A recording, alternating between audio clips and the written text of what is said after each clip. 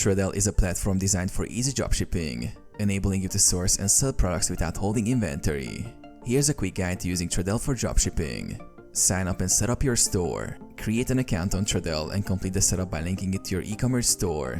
Configure your store settings such as currency, tax, and shipping preferences. Browse and add products. Export Tradelle's product catalog, which includes a wide range of items from suppliers. Choose products that align with your niche or target market. With a few clicks, add selected products to your online store. Sync your store.